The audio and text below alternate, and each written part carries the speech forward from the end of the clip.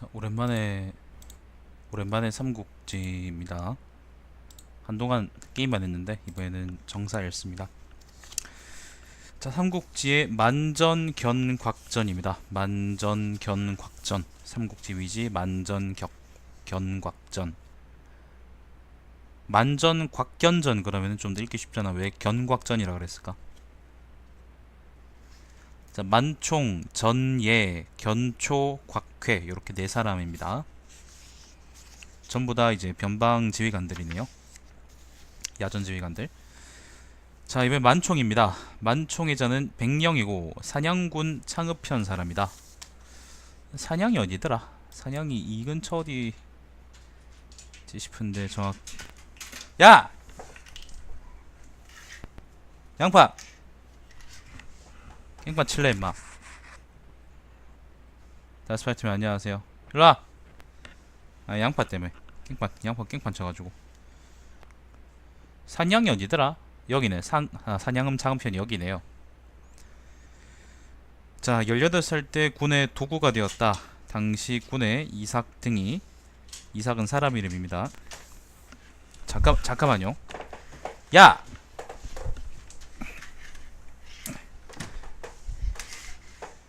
야! 들어가면 새끼야. 거기 밑에서 네가 감전되거나 그러면 새끼 어떡하려고 새끼야. 그 안에서 응? 왜 이렇게 흥분했어 임마 이거 오늘. 처맞고 오늘 좋대. 자, 아무튼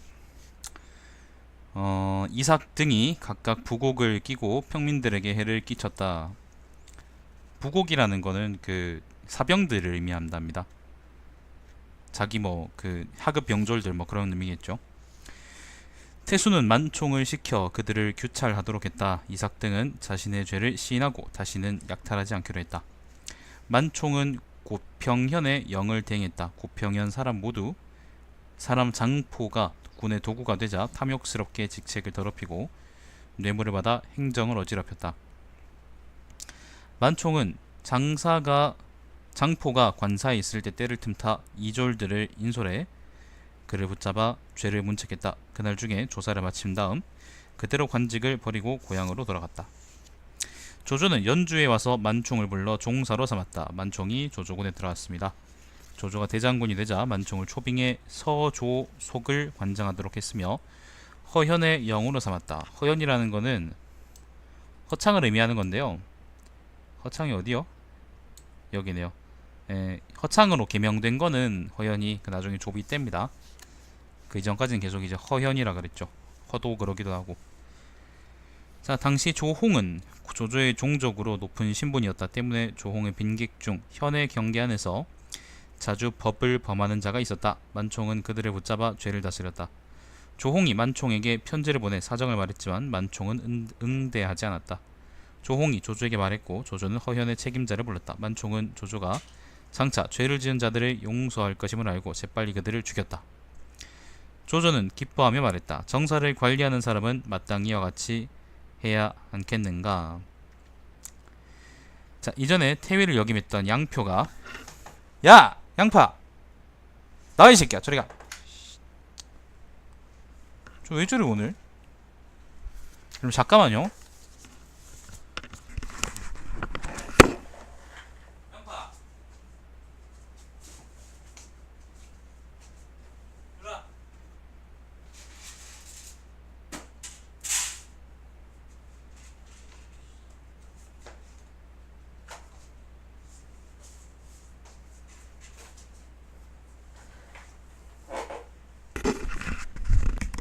아니 그 컴퓨터 본체도 이쪽으로 와가지고 막 깽판을 치는데 오늘 평소에 안 저러다 오늘 갑자기 저러네.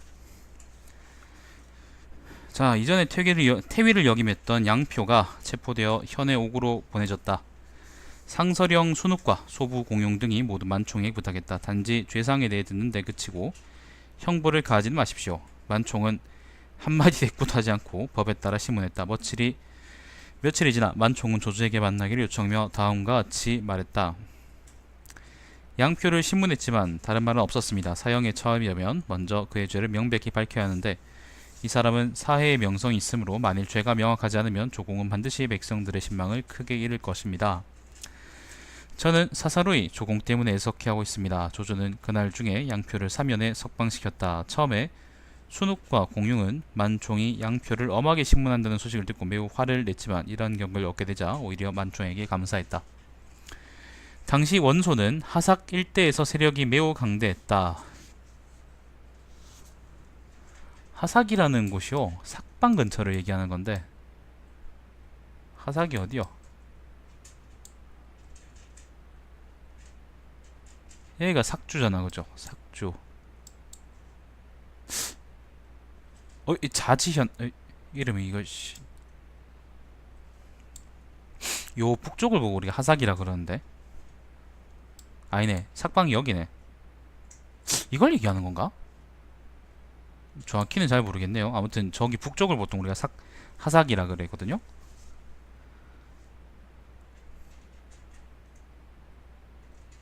어쨌든 읽어봅시다. 하삭 일대에서 매우 강대했다. 연암은 원소의 본적이 있는 군으로 문생이나 빈객이 각 현의 분포에 병사를 끼고 저항하고 있었다. 하삭은 여기고 연암이라는 곳은 여기를 이제 연암이라 그러죠. 원씨의 고향이 여기인가 봅니다. 자, 조조는 이 점을 걱정해 만총을 연암대수로 임명했다. 만총이 자기에게 복종하는 자 500명을 모으고 그들의 인솔에 20여 성벽을 공략하고 아직 투항하지 않은 우두머리를 유인해 앉은 자리에서 10여 명을 죽이자 단번에 모두 평정되었다. 인구 2만 명과 병사 2,000명을 얻었는데 그들에게 밭으로 나가서 경작하도록 했다. 자, 권한 13년입니다. 조조를 수행해 형주를 정벌했다. 아까 이제 연암 이야기에서 알 수 있는 거는 그 연암 지역이 우리가 보통 그냥 조조 땅이라고 알고 있는데 사실 이 지역이 제대로 평정되지 않았었다. 그때까지도 이통 관련한 이야기에서 나왔었죠, 그죠? 이통을 여기 지역에 이통이 요 지역에 이제 토호인데 호족인데 거의 반독립 상태로 이제 다른 지역에 스카웃을 받기도 하고 아무튼 그랬다는 정황이 드러나죠, 그죠? 그래서 이 지역이 상당히 이제 불안정한 상태였다고 얘기할 수 있는 거죠. 안녕하세요. 자, 권한 13년입니다. 조조를 수행해 형주를 정벌했다. 대군이 돌아올 때는 조조는 만총을 남겨 분의장군을 대행하고 당양에 주둔시켰다. 자, 적벽대전에서 졌습니다. 당양이 어디일까? 당양은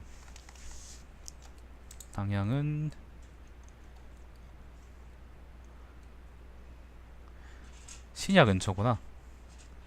여기 협석이고 여기가 남군입니다. 신야 근처가 아니네. 저 미치네. 예, 당양은 남군 북쪽입니다.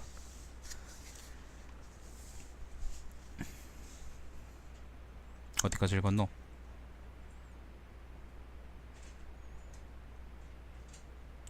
손권이 동쪽의 변방 지역에서 자주 소란을 일으켰으므로 다시 만총을 불러 연암대수를 임명하고 관내 후에 저계를 주었다. 자, 당양에 있다가 다시 연암으로 옮겼습니다.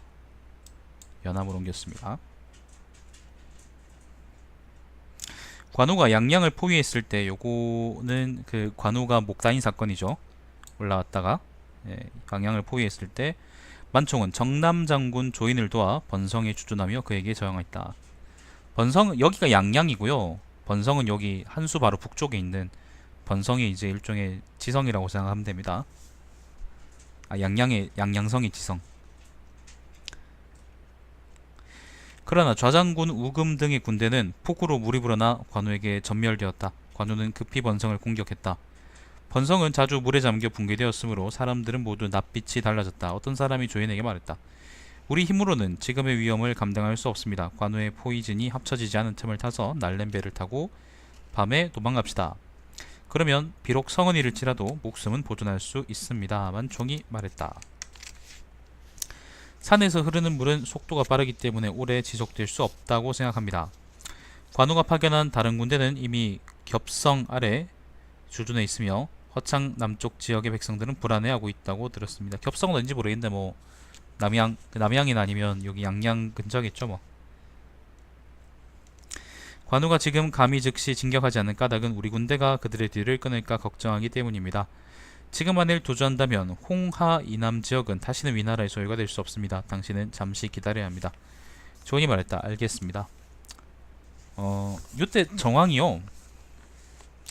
정황이 관우가 이제 올라가니까 남양 일대에서 반란이 일어날 정도로 아무튼 그 호응이 있었습니다. 그래서 조조가 상당히 많이 불안해 했었었는데 허창이 바로 여기니까요.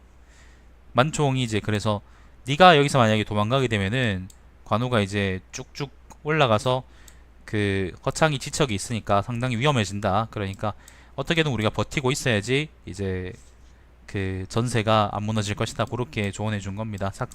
네, 상당히 이제 여러 가지 의미에서 타당한 조언이라고 얘기할 수 있겠죠. 자, 만총은 흰말을 물속 깊숙이 잠기게 해서 제품으로 삼고, 제품이라는 건 재물요, 재물. 군사들과 함께 맹세했다. 마침 서왕 등의 구원병이 도착했으므로 만총은 전력을 다해 싸워 공을 세웠다. 관우는 곧 물러났다. 만총은 나아가 안창정후에 봉해졌다. 조비가 왕위에 오르자 양부장군으로 옮겼다. 강릉에서 오나라를 격파한 공이 있었으므로 다시 복파장군으로 임명되고 신야에 주둔했다. 자, 이번엔 여기 신야에 주둔했답니다. 신야. 유비가 있던 신야죠. 대군이 남쪽 정부를 위해 정호에 도착했다. 정호는 어딜까?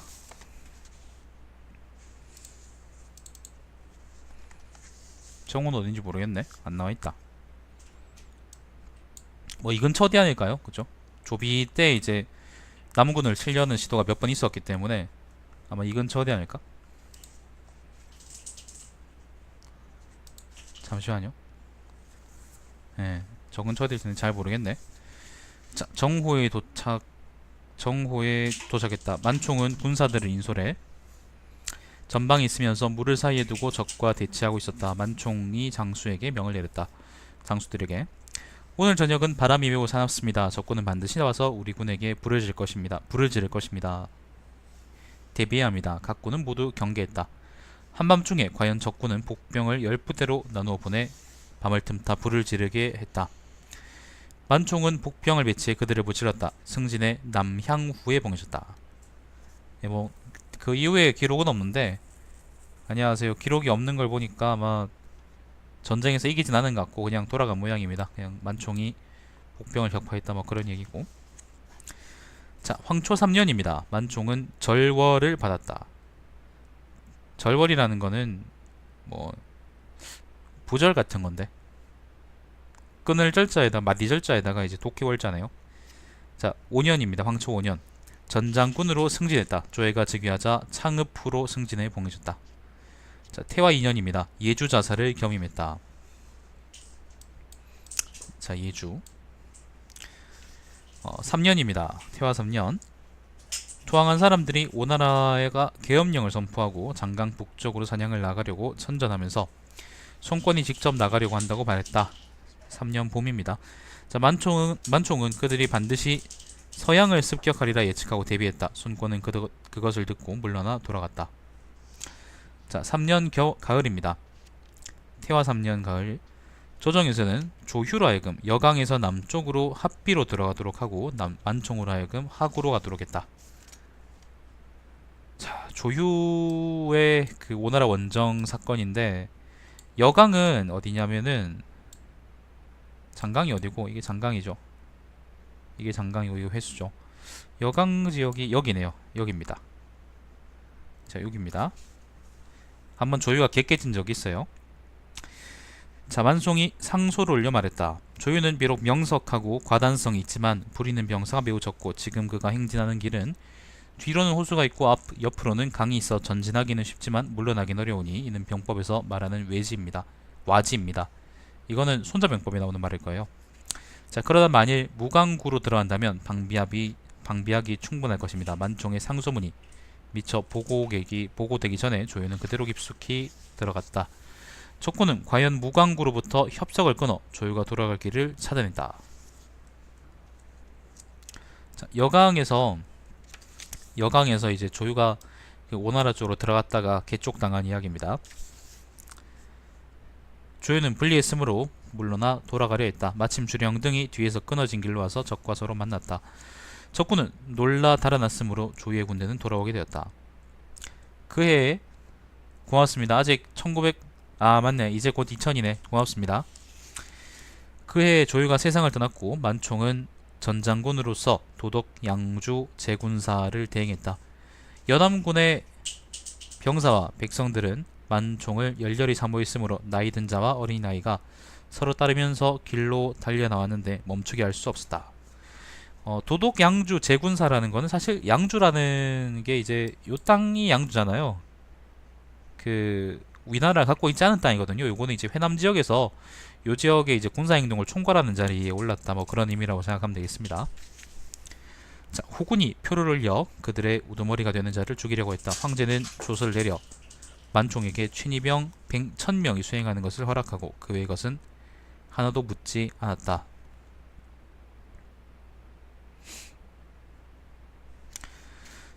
자, 4년입니다. 태화 4년, 만총은 정동장군에 임명되었다.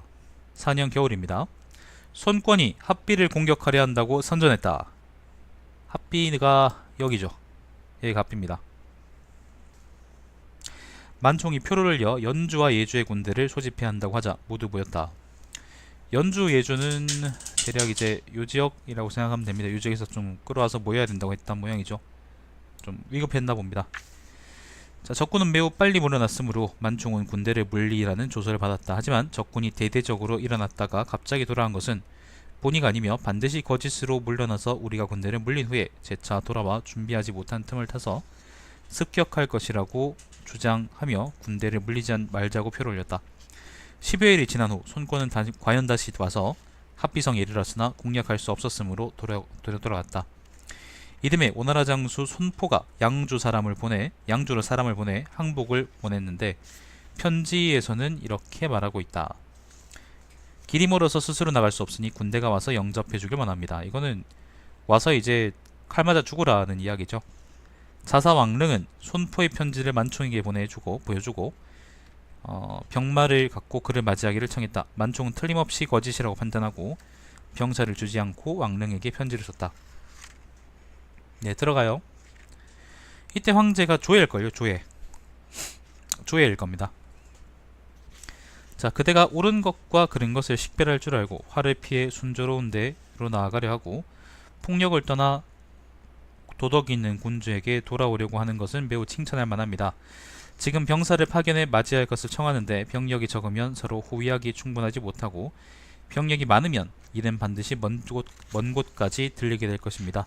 비밀리에 계획해 본래의 뜻을 이루도록 하십시오. 때에 임하여 절도 있게 하는 것이 마땅할 것입니다.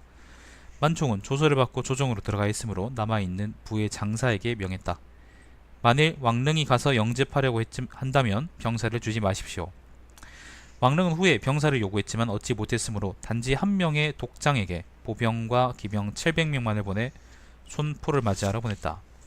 손포가 밤에 매복해 습격했으므로 독장은 도주했고 반수 이상이 죽거나 다쳤다. 안녕하세요. 그 전에 만총이 왕릉과 공동으로 처리했던 일이 어그러지게 됐다. 왕릉의 지지자들은 만총이 게으르고 늙고 정신이 없는 사람이라고 비난했다. 때문에 조예는 그를 불러 신체와 정신이 건강하고 강함을 확인하고 돌려보내려 했다. 만총이 여러 차례 상주에 남아있기를 청하자 조예는 조서를 내려 대답했다. 옛날 연파는 연파는 조나라의 그 장군이지. 연파 인상의 열전을 보세요. 자, 연파는 강성함을 나타내기 위해 무리한 식사를 했고 마원은 만안장에서 살다시피 했는데 마원이라는 것은 후한시대의 복화장군입니다. 자, 지금 그대는 늙지도 않았으면서 스스로 이미 늙었다고 하니 어찌 연파와 마원과 상반됩니까? 변방지역을 안정되게 하여 중원의 은혜를 갚을 생각을 하십시오. 자, 이듬해 오나라 장수 육손이 여강으로 향했다. 논의하는 자들이 빨리 구원해야 한다고 했으나 만총은 이렇게 말했다. 여강은 비록 작지만 장수는 우수하고 병사는 정의이므로 오래 지킬 수 있습니다. 여강은 아까 얘기했던 여기죠. 여기입니다. 합비가 여기고요. 적군은 배를 버리고 200리 들어가 후미와의 사이를 텅 비게 해서 우리 군을 유인하려 합니다. 지금은 그들의 진격에 따라야만 합니다. 단지 그들이 도주에 따라잡을 수 없게 될 것이 걱정될 뿐입니다. 군대를 정돈해 직접 양의구로 달려갔다. 적군은 위나라 대군이 동쪽으로 온다는 소식을 듣고 그 밤에 즉시 달아났다. 당시 손권은 해마다 공격해올 계획을 품고 있었다. 양의구가 어딘지 모르겠는데 여기가 여강이고 그 다음에 만총이 아마 합비에 주둔하고 있었을 테니까 아마 요 지역을 공격해서 그 뒤를 끊으려 했던 모양입니다. 그랬겠죠? 구라는 곳이요. 그러니까 한자로 구라는 곳이 요렇게 강이 갈라지는 요 지역을 보고 우리가 구라 그러거든요. 환구, 그 다음에 여기 보면 유수구, 이런 식으로 이제 구라는 지명이 있죠, 그죠? 여기 아마 작은 강에 대해서 뭐 양의구라는 지명이 있었겠지. 자, 청룡원년입니다. 역시 조예입니다. 만총은 상소를 올려 말했다. 합비성은 남쪽으로 강호에 다다라 있고 북쪽으로는 수춘에서 멀리 떨어져 있으므로 적이 포위에 공격할 때 수세라는 것은 물이요, 물에 의지해 유리한 형세를 차지하는데 우리 관병이 그들을 구하려면 반드시 먼저 적군의 주요 부대를 무찌른 연후에야 포위망을 풀 수 있을 것입니다. 적군이 와서 공격하기에는 매우 쉽지만 병사들이 가서 구원하기에는 매우 어렵습니다. 성 안의 병사들을 이동시키는 것이 마땅합니다. 성의 서쪽 30리쯤 되는 곳에 기이하고 험한 요새가 있어 의지할 수 있고 다시 성을 세워 굳게 지킨다면 적을 평지로 끌어내 그들의 퇴로를 막는 것이므로 기량면에서 유리하다고 생각합니다. 호군 장군 장제는 이 계책에 대해 논의하며 이렇게 주장했다. 천하의 우리의 연약함을 드러내고 적군의 연기를 보고 성을 부수는 것으로 이것은 공격을 받지도 않았는데 스스로 함락되는 격입니다. 한번 이 지경이 이르면 적의 침략은 끝이 없을 것입니다. 반드시 회복에서 지켜야 합니다. 조예는 장제의 건의를 비준하지 않았다. 그러니까 만총 말을 들었다는 거죠. 자, 만총이 제차 상주에 말했다. 손자는 손무요. 손무는 군대를 다룰 때는 지략을 운용해 변화가 가득한 싸움이 되게 해야 한다. 때문에 힘이 있지만 연약해 할 수 없음을 나타내고 적이 유리한 형세에 교만해지도록 두려워하는 모습을 보여줘야 한다라고 했습니다. 이것은 외형과 실질이 반드시 서로 일치할 필요는 없다는 뜻입니다. 또 손자는 기만한다는 겁니다. 적을 잘 유인하는 사람은 외관을 보인다라고 했습니다. 지금 적군이 아직 이르지 않았는데도 성을 내지로 옮기고 있으니 이는 이른바 형체를 드러내 적을 유인하는 것입니다. 적군을 몰에서 멀리 떨어지게 유인하고 유리한 시기를 택해 병사를 움직여 밖에서 싸워 승리하면 보기 안에서 생길 것입니다. 상서 조자는 만총의 계책이 매우 우수하다고 생각했고 조예는 조서를 내려 받아들이겠다고 했다. 그의 손권은 직접 출동해 신성을 포위하려 했는데 신성이라는 건 새로운 성이요. 그곳은 물에서 멀리 떨어져 있기 때문에 20일이 지나도록 감히 배를 띄워 진격하지 못했다. 좀 보죠. 여기가 합비입니다. 여기가 합비고요. 근데 합비를 보면은 소호하고 되게 가깝습니다. 그래서 만총의 이야기가 뭐였냐면은 너무 물이 가까우니까 우리가 얘들을 구하려 그러면 합비가 일단 포위돼서 그걸 구하려 그러면 좀 힘들다. 그러니까 여기 차라리 여기 왼쪽에 보면은 적잖은 요새지가 있으니까 여기가 합비신성이라 그러거든요. 예, 여기다가 차라리 여기가 이제 원래 합비 요새고 여기다가 차라리 새로 성을 지어가지고 여기서 막자라고 얘기한 겁니다. 그래서 요게 합비신성이고요. 자, 관련한 이야기입니다. 이제 자, 물에서 멀리 떨어져 있기 때문에 20일이 지나도록 감히 배를 띄워 진격하지 못했다. 만총이 여러 장수들에게 말했다. 손권은 우리가 온 김인 옛 성을 차지하고 반드시 그의 군대 속에서 스스로 위세 있는 말할 것입니다.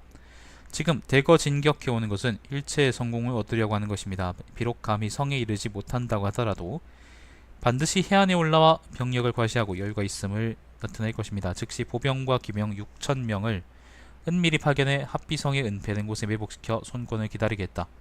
손권은 과연 해안에 올라 병력을 과시했다. 만총의 복병이 갑자기 일어나 공격하며 수백 명의 머리를 베었다. 그 중에는 물속으로 도망가다가 죽은 자도 있었다. 다음에 손권은 직접 인솔하는 병력이 10만 명이라고 부르며 합비의 신성에 도착했다. 만총은 급히 달려가 수십 명의 장사를 소집해 소나무를 베어 거를 만들고, 거라는 곳은 갈대 같은 거를 묶어서 화토풀을 놓는 물건이라네요. 거를 만들고 마유를 흐르게 해서, 마유라는 거는 삼백이름요. 삼백이름. 바람 방향이 실어 불을 놓아 적의 성을 공격해 무기를 불태웠으며 화살을 쏘아 손권의 조카 손태를 죽였다. 결과 적군이 물러났다. 자, 합비신성에서 만총이 손권을 조졌습니다. 자, 청룡 3년입니다. 봄입니다. 손권은 수천 명의 병사를 파견해 강북에서 반농사를 하도록 했다. 8월이 되자 밭에서 수확을 거두기 위해 남녀는 들에 흩어져 있고 둔전하며 지키는 병사는 성을 떠나 멀리는 수백 리까지나 나가 있었으므로 습격할 수 있다고 만총은 생각했다. 장리를 파견해 3군을 인솔해 강을 따라 동쪽으로 내려가 둔전하고 있는 군대를 격파하고 공부를 불태우고 오게 했다. 조회는 조서를 내려 그들을 칭찬했으며 획득한 전리품은 모두 장수와 병사들에게 상으로 주었다. 아마 뭐 강북이니까 이게 강이거든요. 이게 장강이거든. 그러니까 아마 뭐 이 근처 어디 지역에서 뭐 했던 모양입니다. 그 둔전했던 모양인데 그거를 만총이 이기고 빼앗았다 뭐 그런 얘기겠죠. 자, 경초 2년입니다.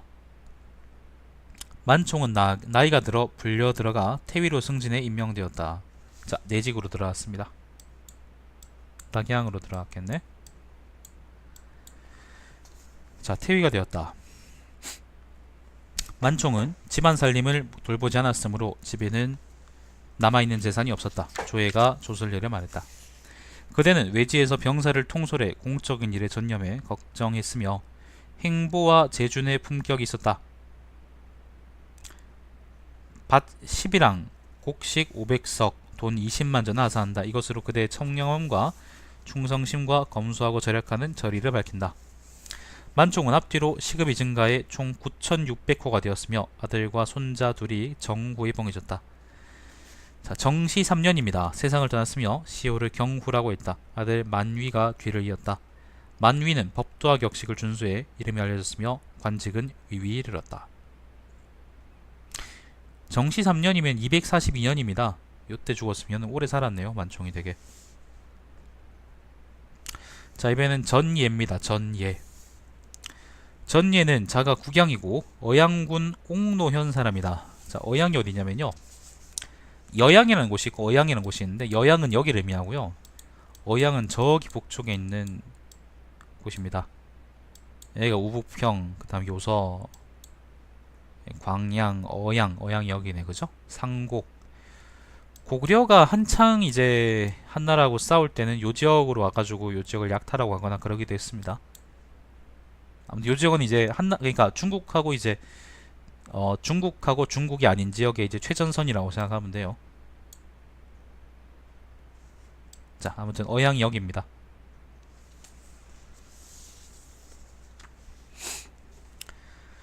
자, 유비가 공손찬에게 달아났을 때 당시 나이가 어렸던 전예는 유비에게 몸을 의탁했다. 아, 유비한테서 일했던 적도 있구나.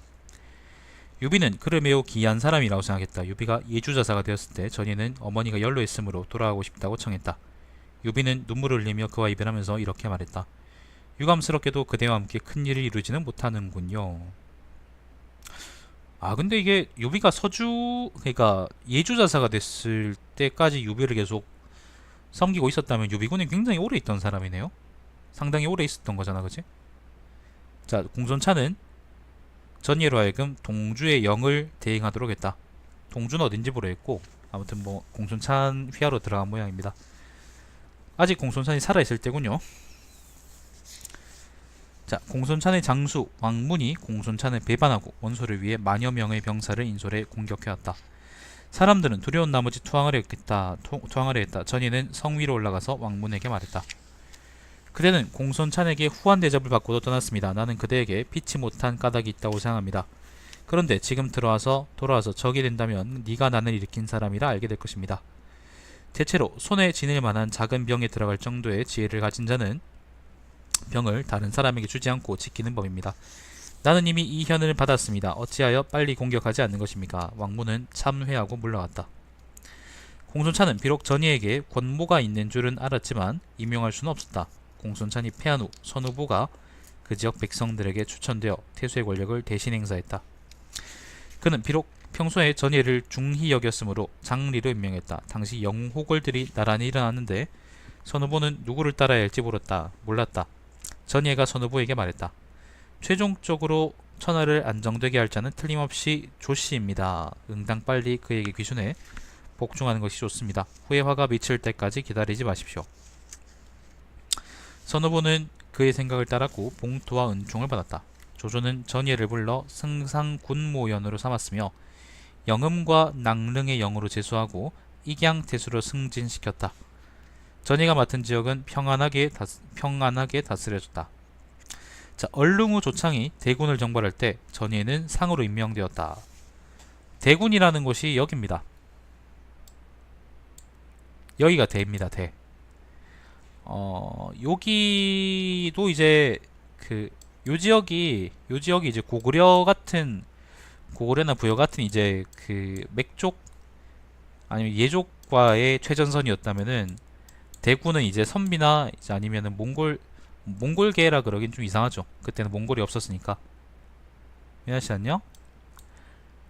선비족이나 아니면은 뭐 흉노 같은 이제 북방민족, 북방유무 민족들하고 사이에 최전선이라고 생각하면 됩니다. 여기 대라는 곳이요. 춘추 전국시대부터 이제 나라가 있었고. 자, 아무튼 얼룽우 조창이 대군을 정벌할 때 이 이야기는 자세하게 보시려고 그러면은 뭐죠? 임성 진소왕 열전을 보시면 되겠죠.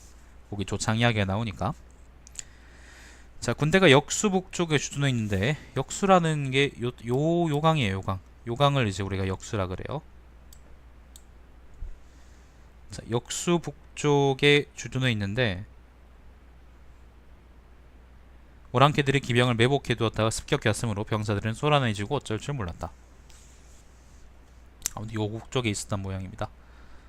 야 누가 여고생들한테 바보로 단소리 듣겠어요. 얼마나 행복한 거야. 자, 전이는 지형을 이용하고자 수레를 돌려 둥글게 진을 만들고 활과 쇠뇌를 내부에 가득 채워 대기시키고 의병을 꾸며 그 사이에 매복시켰다. 의병이라는 거는 이게 뭐라 그래야 되냐 이거. 적을 유인하는 건데. 자, 호인들은 나아갈 수 없었으므로 흩어져 달아났다. 전이는 그들을 추격해 크게 격파하고 앞으로 나아가 대군을 평정했다. 모두 전이가 예측한 대로였다. 자, 대에서 선비를 잡았습니다. 오한인가?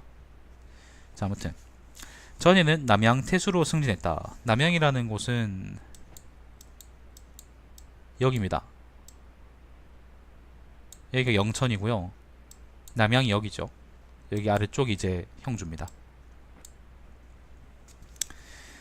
자, 이전에 남양군 사람 후음이 반란을 일으켜 수천의 무리를 모아 산속에서 강도가 되어 군에 큰 피해를 주었다. 요 후음 반란 이야기는요, 관우가 번성을 포위했을, 관우가 이제 양양으로 올라왔을 때 그때 남양에서 반란이 있었던 적이 있는데 그때 그 반란 일으킨 새끼가 후음입니다.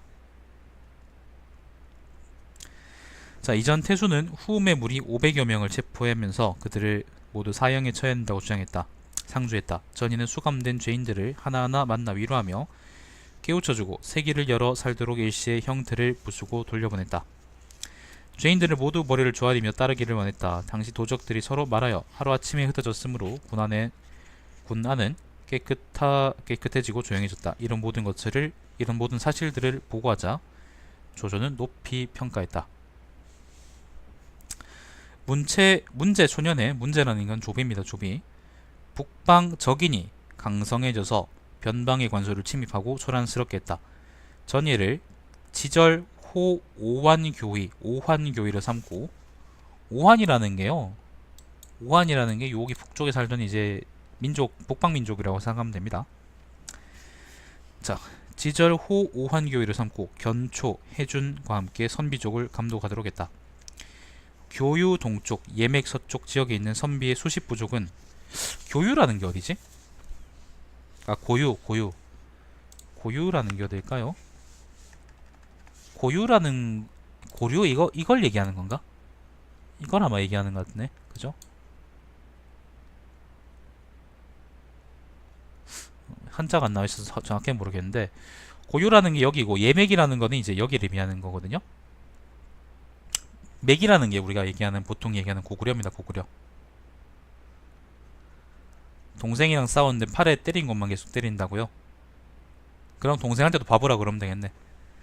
아무튼 여기가 이제 맥이고 예맥이고 여기가 이제 고유라면은 요 사이에 이제 북방민족들이 많겠죠. 당연히 요 지역에 대해서 얘기하는 것 같네.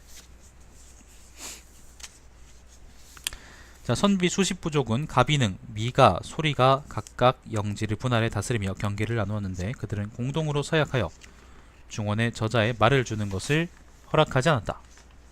전예는 융적이 하나로 통일되면 중국에 이룰 것이 없으므로 먼저 그들을 분리시켜 서로 적이 되어 공격하고 토벌하도록 계획을 세워야 한다고 생각했다.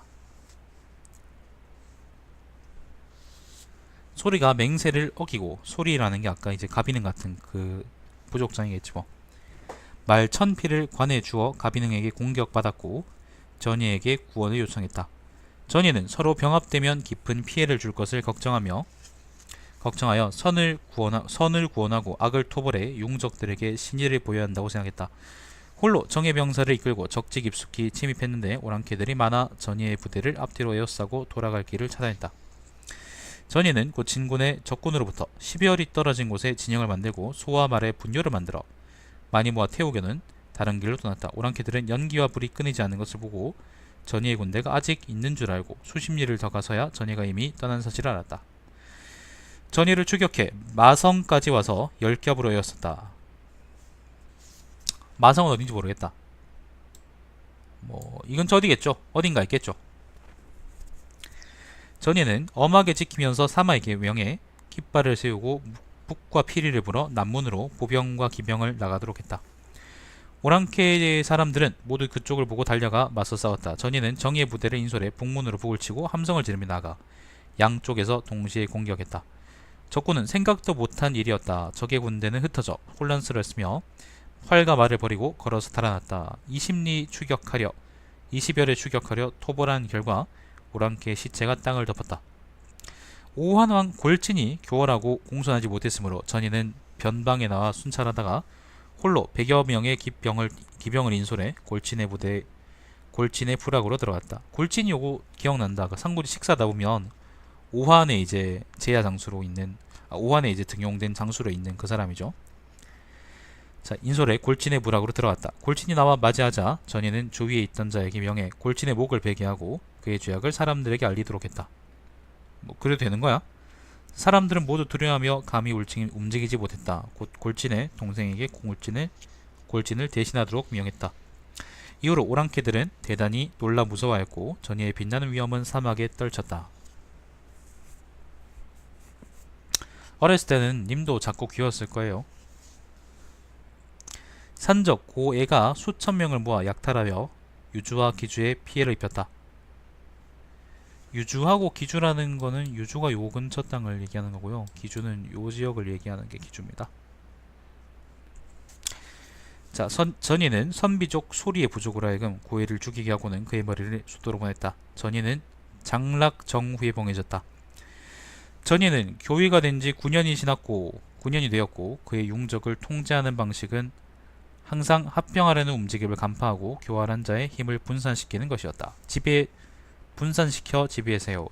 그런 말 아시죠?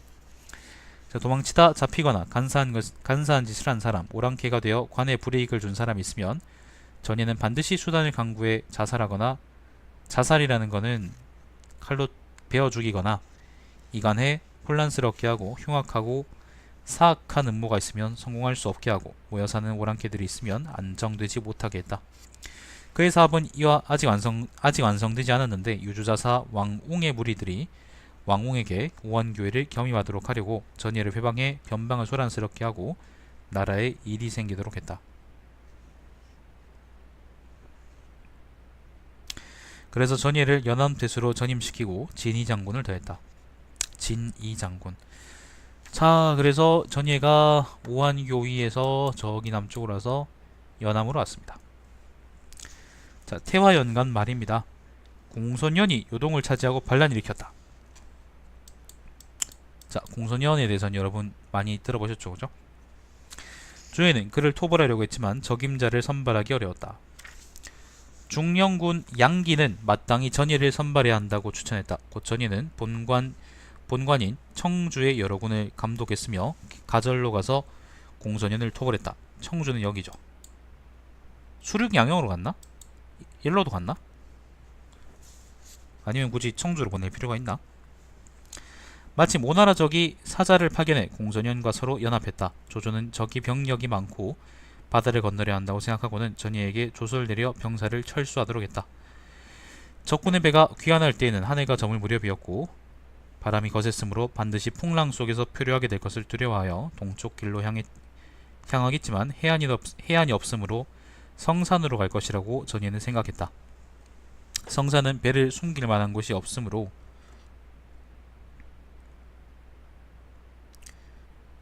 전예는 해안을 따라 지세를 살펴 나아가 산과 섬에 이르러 요충지를 찾아 병사들을 배치하고 그곳에 주둔시켰다.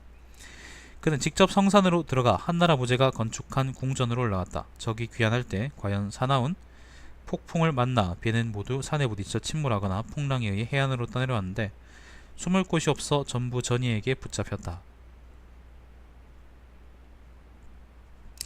당초 장수들은 모두 전예가 빈 땅에서 적을 기다리는 것을 조소했는데 적을 격파시킨 후에는 다투어 그와 상의하려 했으며 바다로 들어가 풍랑 속에 적의 배를 끌어당겨 취할 것을 청했다. 전예는 추격해오는 적이 필사적으로 싸울 것을 걱정해 모두 듣지 않았다. 처음 전예가 태수신분으로 청주를 감독했을 때 청주저사 정희는 속으로 복종하지 않는 마음을 품었으며 군사일을 할 때 대부분 서로 어긋났다. 정희는 황제가 명주를 좋아한다는 것을 알고 곧 비밀리에 보고했다. 삼국지 재밌어요. 한번 해보세요. 재밌음. 게임도 재밌고 소설도 재밌습니다. 자, 전예는 비록 전공은 있지만 부하들에게 관대해 금령이 느슨합니다. 금령이라는 거는 지켜야 될 그럴 명령들 있잖아. 가늠하지 말라 그런 거. 노획한 병기, 진주, 금이 매우 많은데 모두 병사들에게 나누어주고 관여는 바친 것이 없습니다. 때문에 전예의 공적은 기록되지 않았다. 자, 후에 손권이 10만 군대라고 외치며 신성을 공격하자 정동장군 만총이 군사들의 인솔에 구원해 나가려고 했다. 요 이야기는 여러분 아시죠? 정동장군 만총이 합비신성, 여기 합비의 신성에서 손권을 막은 이야기입니다. 아까 만총 이야기할 때 나왔었죠, 그죠? 자, 전예가 말했다. 적은 전부 대거 출동하며 단지 화살을 쏘아 작은 이익을 생각하는 것이 아니라 신성을 인질로 하여 대군을 이르게 하려고 하고 있습니다. 응당 그들로 하여금 성을 공격하게 하여 그들의 얘기를 꺾어야지 그들과 함께 다투어서는 안됩니다. 성은 공략될 수 없으며 군대는 반드시 피로하게 될 것입니다. 그들이 피곤해진 연후에 그들을 공격하면 크게 이길 수 있습니다. 만일 적이 계획을 한다면 반드시 성을 공격하지 않을 것이고 장차 스스로 달아나는 형세가 될 것입니다. 만일 곧 병사를 나아가게 한다면 적의 계책에 들어맞는 격이 됩니다. 곧 대군이 서로 대치해 싸울 때는 응당 적으로 하여금 무리의 행동을 알기 어렵게 해야지 적에게 들어맞게 행동해서는 안됩니다. 전예는 즉시 상서를 올려 의견을 설명했다. 조이는 그 의견에 따랐다. 결국 적군은 도주했다. 오나라가 또 침범해 왔지만 전예가 가서 대항하자 곧 물러났다. 밤에 군사들이 놀라며 말했다. 적이 또 옵니다. 전예는 누운 채로 일어나지 않고 사람들에게 명했다. 감히 움직이는 자는 머리를 벨 것이다. 오래지 않아 결국 적이 없어졌다.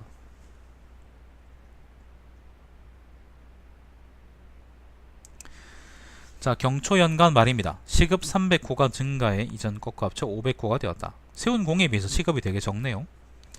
자, 정시연간입니다. 초입니다. 초. 사지절 호흉노 중랑장으로 승진했고 진위장군을 더하고 병주자사를 겸임했다. 출세했네. 병주가 여기입니다. 여기를 우리가 병주라고 얘기해요. 병주. 흉노에 대한 퇴전선이죠. 자, 국경박 오랑캐는 그의 위세와 명망을 듣고 서로 솔선해 와서 헌상했다. 주의 경계하는 편안하고 조용해졌으며 백성들은 그를 마음에 품었다. 조정에서는 그를 위위로 초빙했다. 전예는 여러 차례 관직에서 물러나길 청했는데 대부 사마이는 전예가 건강하다고 생각해 편지를 써서 설득하며 들어주지 않았다. 전예가 아마 이게 대부 사마이가 아니고 태부지 싶은데 한자를 잘못 번역한 것 같네요. 태부지 싶습니다. 태부. 자, 전예가 답장을 해서 말했다. 나이는 70이 넘었는데도 자리를 차지하고 있는 것은 비유를 들어 말하자면 물시계에 종이 울리고 물이 다 떨어졌는데도 밤에 쉬지 않고 가는 것 같으니 이야말로 죄인입니다. 전예는 중병에 걸렸다며 완강하게 사행했다. 그를 태중대부로 임명하고 경의 복록을 누리도록 했다. 나이 82에 세상을 떠났다. 떠났다. 아들 전팽조가 자기를 이었다. 전이는 청렴하고 검소하며 절약하며 소박했으며 하사받은 상은 모두 장수와 병사들에 흩어 나누어 주었다. 매번 오랑캐가 사사로이 그에게 물건을 보낼 때마다 장부에 기록해 관부에 보관하고 집에 들여놓지 않았다. 그의 집은 항상 가난하고 물건이라고는 없었다. 비록 그와 한 부류의 사람이 아닐지라도 모두 전이의 지조가 높다고 생각했다. 가평 6년입니다. 조서를 내려 전이를 포상하고 이름을 알렸다. 그의 집에 돈과 공물을 하사했다. 이 관한 기록은 서막전에 있다.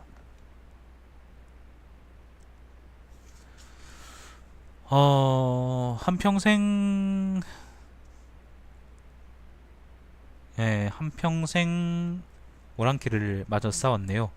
남쪽 해적들도 마찬가지고. 근데 그에 비해서 자기는 또 그렇게 높진 않고. 그렇네. 자, 뭐 그렇다고 합니다. 만총이 아까 시급이 만호쯤 됐었었는데 전예의 시급이 이제 고작 몇백 호 정도밖에 안 됐다는 걸 생각을 한다면은 차이가 그러니까 받은 대우의 차이가 크다고 할 수 있겠죠. 그 여든둘에 죽었으니까 되게 많이 살았네요. 이번 열전에 나온 사람들은 다 오래 산 것 같다. 자, 이번에는 견초입니다.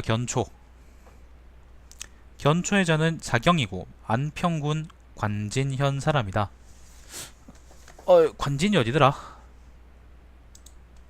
관진 들어봤는데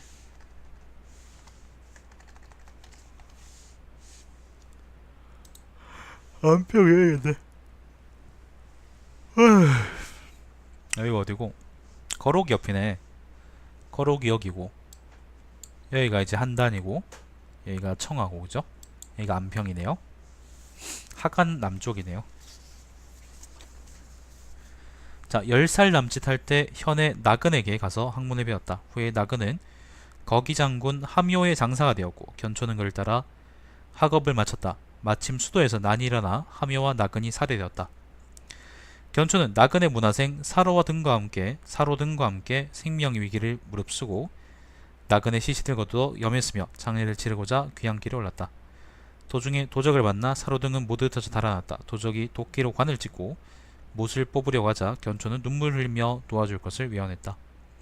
도적은 그의 의로운 행위에 감동해 풀어주고 떠났다. 이 일로 견초의 이름이 빛났다. 기주목 원소는 그를 초빙해 독군종사로 삼았으며 오환돌기를 겸하도록 했다. 원소의 사인이 법령을 위반했을 때, 사인이라는 것은 원소의 하인 같은 겁니다. 견초는 그를 먼저 죽인 다음 원소에게 보고했다. 원소는 견초의 행동이 기이했지만 죄로 보이진 않았다. 원소가 죽은 후 견초는 다시 원소의 아들 원상을 섬겼다.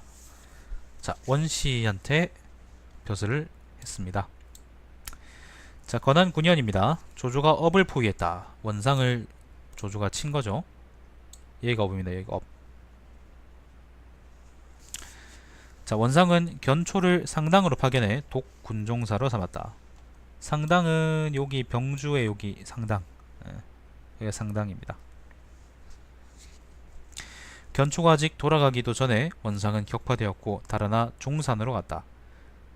당시 원상의 외사촌형 고간이 병주자사로 있었는데 견초는 병주 동쪽에 있는 항산에 요충지가 있고 서쪽에는 대하의 험준한 요해처와 오만의 병사가 있으며 북쪽으로는 강력한 오랑캐를 맡고 있다고 생각하고 고간에게 원상을 맞이해 병력을 합치고 천하의 변화를 살피라고 했다. 병주 위치가 좀 많이 고립된 위치예요. 여기가 병주인데 북쪽으로는 이제 흉노가 있고요. 서쪽으로는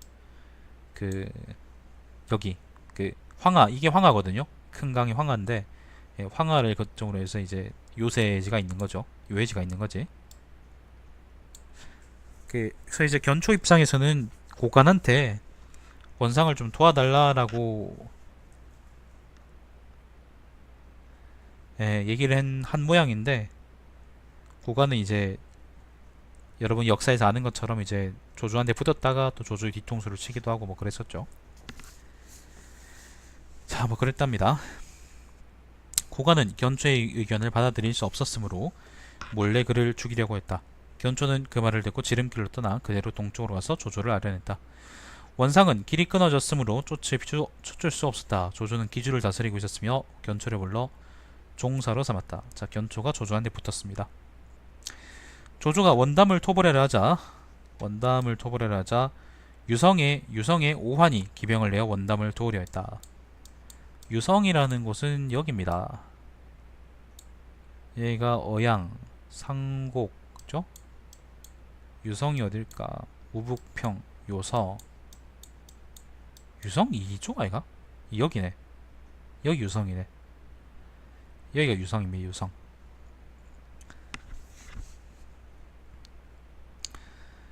자, 유성의 그시겠다. 오한이 기병을 내어 원담을 도우려 했다. 견초가 일찍이 오한 돌기를 담당한 적이 있으므로 조조는 그를 유성으로 파견했다. 그때 원담은 아마 청주에 있었을 텐데. 아직 청주가 무너지기 전이었을 텐데. 자, 아무튼 그 견초가 이제 여기 유성으로 왔어요. 견초가 유성에 도착했을 때 마침 초왕이 경계 체제를 선포하고 원담에게 기병 5,000명을 파견할 준비를 하고 있었다. 또 요동태수 공손강은 스스로 평주목이라 칭하고 사자 한충을 파견해 선우의 인수를 갖고 사사로이 초왕에게 주도록 했다. 초왕이 부족의 장들을 다수 모았는데 한충 또한 그 자리에 있었다. 초왕이 견초에게 물었다. 옛날에 원공은 원소겠죠. 천자의 명령을 받아 나를 선우가 되게 했습니다. 지금 조공이 다시 천자에게 말해 나를 진짜 선우가 되게 하려고 요동으로부터 또 인수를 갖고 왔습니다. 이와 같을 때 응당 누구를 정당하다고 해야 합니까? 견초가 대답했다. 과거의 원공은 황제의 명령을 이어서 임명하는 권한을 갖고 있었습니다. 그 후 이를 처리할 때 천자의 명령을 위반했으므로 천자는 조공에게 명해 그것을 대신하도록 했습니다. 그렇지 않습니다. 조공이 천자에게 말해 진짜 선우가 되게 한 것이 옳은 것입니다. 요동은 천자의 관할 아래에 있는 군인데 어떻게 멋대로 관직을 줄 수 있답니까? 한충이 말했다. 우리 요동은 창해 동쪽에 위치하고 100만 병사가 있으며 그렇지 않습니다. 또 부여와 예맥을 사용하고 있습니다. 그렇지도 않습니다. 지금 천하의 형세는 강대한 사람이 위에 서는 것입니다. 어떻게 조조가 혼자 옳다고 하겠습니까? 요동 여기입니다. 여기이고요. 여기 이제 그 당시에 고구려하고 그 다음에 부여가 있었을 것이고, 아 부여가 여긴가요? 아무튼 고구려 부여가 있었을 것이고, 여기도 이제 관련한 그 국가들이 있었겠죠, 그죠? 낭랑은 여기 있었을 것이고, 근데 그 당시에 공손도부터 해서 공손광의 아버지인가? 아무튼 공손도의 때부터 해서 여기서 사실은 왕행세를 했어요. 왕놀이도 하고 그랬었었는데 실제적인 위협인 조조가 가까이 오니까 요 입장에서는 이제 우리도 왕노릇 할 거다 뭐 그렇게 얘기한 거라고 생각하면 됩니다.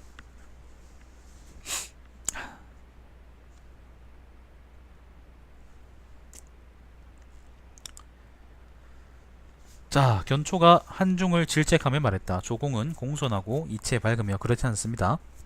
천자를 보좌에 추대했고 반역자를 토벌하고 복종하는 자를 덕으로 교화시킴으로써 사해를 안정시켰습니다. 그렇지 않습니다.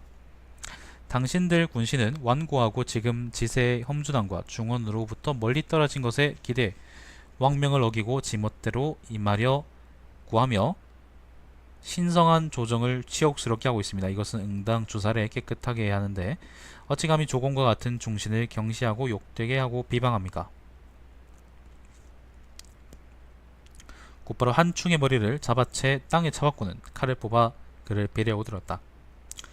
초왕은 놀라 떨며 맨발로 달려가 견초를 끌어안으며 한충을 살려달라고 했고 주위 사람들은 새파랗게 질렸다. 견초는 곧 돌아와 앉아서 초왕 등에게 일이 성공하고 실패했을 때 결과와 재앙과 복이 생기는 원인에 대해 설명했다. 모두들 자리에서 내려와 무릎을 꿇고 엎드려 공손하게 그의 훈계를 받았고 요동의 사자에게 알려 엄정하게 대기하고 있던 기병을 해산시켰다. 그래서 원담을 오한이 구하지 못했답니다. 조조는 남피에서 원담을 멸하고 견초를 군모연으로 임명했다. 남피는 여기입니다. 평원이 여기가 남필걸? 여기 남피네, 그죠? 발해군 남피연.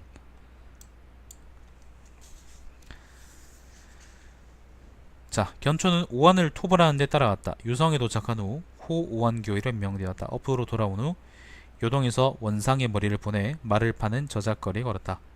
견초는 그것을 보고 매우 슬퍼하며 원상의 머리 아래 제수를 사리고 제사를 지냈다. 조조는 그에게 의기가 있다고 보고 무죄로 천거했다. 견초는 조조를 따라 한중을 평정하러 갔다. 야, 한중까지 왔어? 여기서? 장로 치는이 그거죠. 여기가 한중입니다. 자, 일이 끝난 후 조조는 돌아오면서 견초를 남겨 중호군을 삼았다. 일이 끝난 후 업으로 돌아와 평로교회에 제수되었고 군대를 거느리고 독청서군 제군사가 되었다. 청서군 제군사라 그랬으니까 청주하고 서주의 군사를 통솔하는 사람이 있다는 말이겠죠. 물론 이제 한중에서는 조조가 적고 청주하고 서주면은 요 지역이라고 생각하면 됩니다.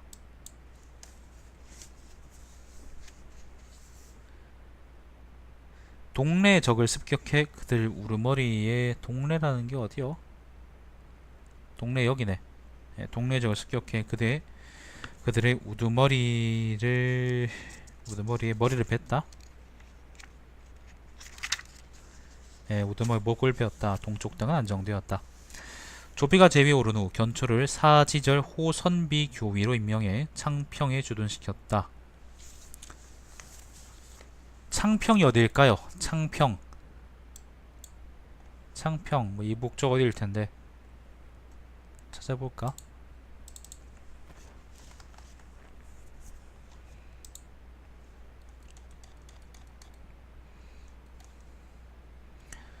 상곡하고 어양 사이에 있는 곳이네. 창평입니다. 창평. 자, 당시 변방의 백성들은 산과 연못으로 뿔뿔이 흩어져 떠돌았으며 또 선비의 각 부락으로 달하는 자는 곳곳마다 많은 수가 있었다. 견초는 은덕을 널리 펼치고 신의를 보여줘 투항하거나 귀의할 사람을 불렀다. 건의중랑장, 공손집 등은 자신의 사병을 끌고 모두 귀순했다. 견초는 그들을 각각 본래의 군현으로 돌아가게 했고 선비 소리와 미가 등 10여만 부락을 모두 회유해 관소로 들어와 편안히 살도록 했다. 소리하고 미가에 관한 이야기는 아까 전예 얘기할 때 나왔었죠. 잠깐. 자, 대군이 오나라 정벌을 계획하고 견초를 불러 돌아오게 했다. 견초가 도착한 후 출병을 멈추고 우중랑장으로 임명했으며 지방으로 나가 안문태수가 되게 했다. 오나라 정벌을 할 때 갑자기 견초를 불러서 중앙으로 들어오게 했다가 다시 또 안문태수로 임명했답니다. 안문이라는 곳은요, 여기네. 여기입니다. 여기가 마읍이고요. 어딘지 대충 감이 오시나? 여기가 자지현이고 평양이 여기고 그 다음에 여기가 어디요? 여기가 태원입니다. 태원 북쪽이 구원, 그 다음에 안문, 그 다음에 북쪽이 정양, 그 다음이 운중, 오원 이렇게 쭉 올라갑니다. 자, 아무튼 여기가 안문입니다.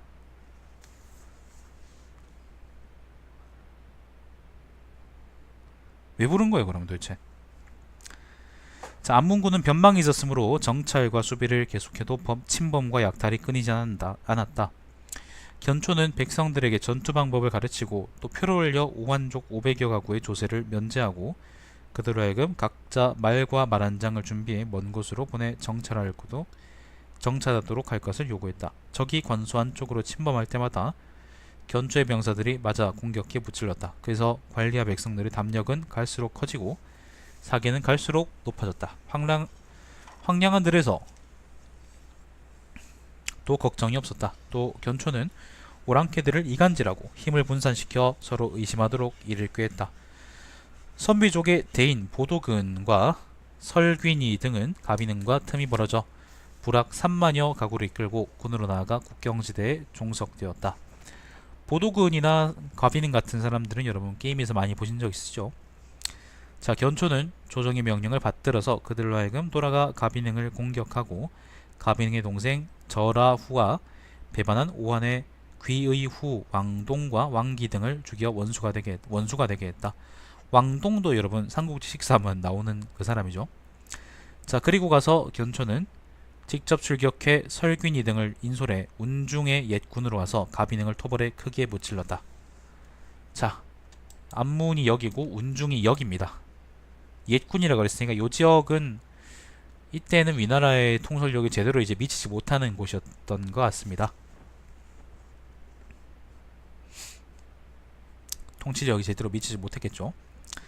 자, 견초는 하서, 선비의 우두머리 등 10여만 가구와 연합해 형북쪽의 옛날 상관성을 정돈하고 주둔해 지킬 병사들을 배치해 안팎의 인구를 진압하도록 하였으므로 크고 작은 오랑캐 중에서 마음을 돌리지 않는 자가 없었고 모반에 도망친 자는 그들의 친척조차도 감히 숨겨주지 않았으므로 전부 체포되어 간부에 보내졌다.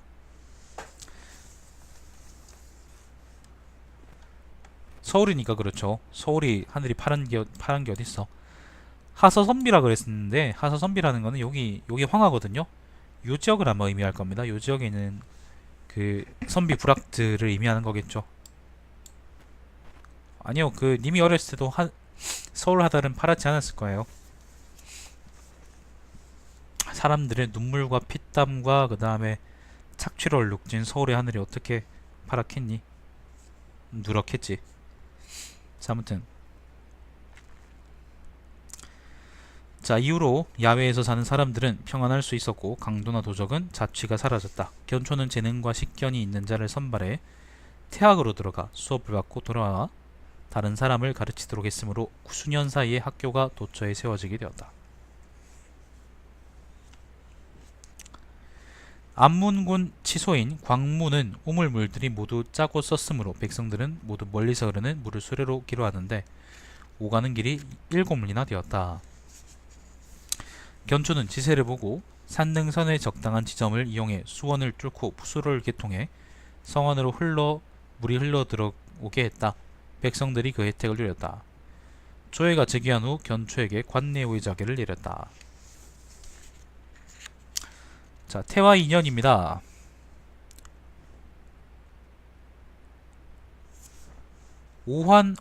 오환교의 전예가 변방에 나왔다가 옛날 마읍성에서 가비능에게 포위되었을 때 견초에게 문서를 보내 구원을 요청했다. 자, 마읍이 여기입니다. 안문 옆에 있는 여기가 마읍입니다. 지금의 삭주네요. 삭주. 견초는 즉시 병사와 말을 정돈해 전예를 구하러 가려고 했다. 병주에서는 통상적인 규정을 들어 견초의 행동을 금지하였지만 견초는 지절장군이 포위되어 있는데 관리의 의견에 얽매일 수 없다고 생각하고 상주문을 올리고 출발했다. 도구는 동시에 말을 달려 우격을 포고해서, 우격이라는 것은 깃발을 꽂은 급한 문서랍니다. 당시의 형세를 분명히 밝히고 응당 서북쪽으로부터 적의 집을 습격한 연후에 동쪽으로 행군해 합쳐 적을 주살해야 한다고 했다. 조급함을 알리는 문서가 도착한 후 전의의 군대는 용맹하게 떨쳐 일어났다. 그는 또 한 부대를 적의 요충지로 파견했다. 적은 곧바로 두려워 뿔뿔이 흩어졌다. 군대가 옛 평성에 이르자 적은 전부 무너져 달아났다. 평성은 그거 아니냐? 그 누굽니까?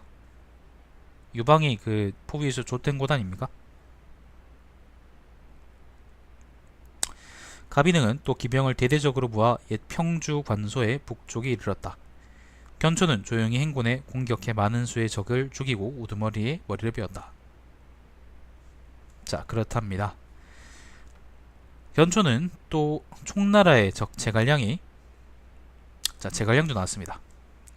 여러 차례 병사를 내보냈고 가비능은 교활함으로 서로 연합할 수 있다고 생각하고 상주문을 올려 방비할 것을 요청했다.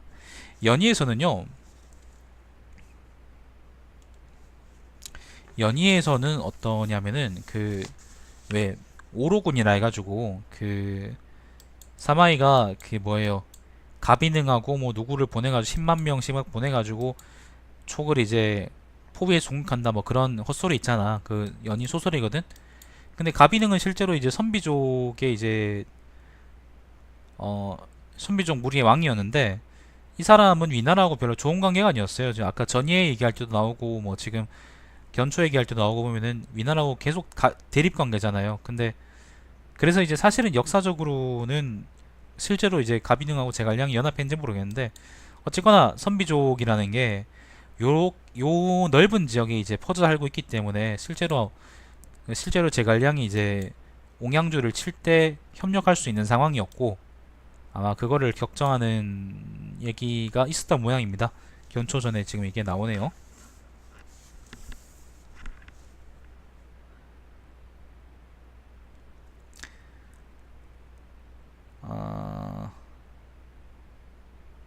충분히 설득력 있는 이야기입니다. 정말로 할 수 있어, 정말로 이제 하려 그러면 할 수 있는 그런 연합이었을 거예요.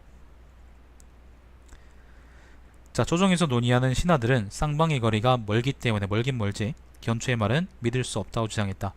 당시 제갈량은 기산에 있었지만 과연 사절을 보내 가비능과 연합했다. 진짜 그랬던 모양이네. 자, 기산이라는 거는 여기 천수의 여기가 기산입니다. 멀죠? 먼데도 아무튼 가능합니다. 지형적으로 가능해요. 선비족이라는 게 요렇게 요 지역을 전부 다 이제 선비족이라는 게 단일한 국가는 아니었지만은 요렇게 이제 요런 넓은 지역에 흩어져 가지고 그 활동할 수 있는 그런 민족들이었기 때문에 유목민족이었기 때문에 충분히 가능한 이야기입니다. 자, 가비능은 옛 북지군의 석성에 이르러 돌성에 이르러 제갈량과 머리가 꼬리가 되어 서로 호응했다. 선비는 유목민족 아니고 그거요. 그거 뭐야 그거 북 같은 걸로 이제 던져가지고 싸우거나 연적으로 철퇴를 만들어 싸우는 그런 사람들. 북지군이 어디냐면은 여기가 안정군이고 북지도 요 근처인데. 아, 북지가 여기네. 여기까지 들어온 거야? 석성이 어딘지는 정확히 모르겠지만은 아무튼 북지가 여기니까 장안 근처까지 온 거네. 요 북쪽까지 와서 아마 그 제갈량한테 이제 호응했던 모양입니다.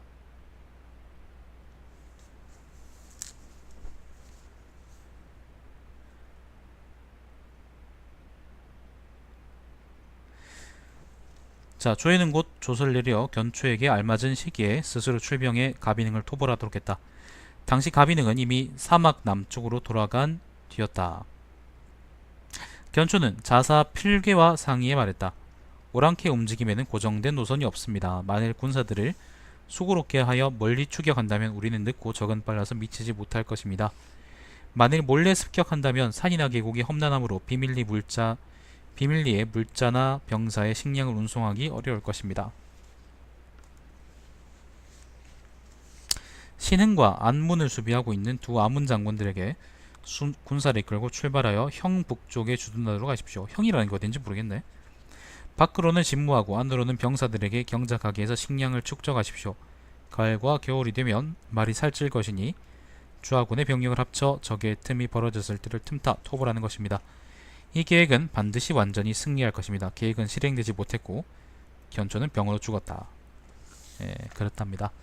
아무튼 요걸로 알 수 있는 거는 어쨌건 제갈량이 기산으로 출병했을 때 이게 정확히 언제인지 모르겠는데 기산으로 출병했을 때 그 가비능 선비족이죠. 선비족의 가비능이 제갈량하고 연계해서 이제 옹양주를 타격할 준비가 돼 있었고 다만 그게 직접적인 군사 충돌까지는 가지 않았던 모양이고 선비가 이제 여기 북지까지 왔다가 이제 다시 막북으로 그 사막으로 돌아갔다고 하니까 그랬던 모양입니다. 그리고 그 사실을 위나라에서도 알고 있었고 안문이나 이제 여기 어딥니까?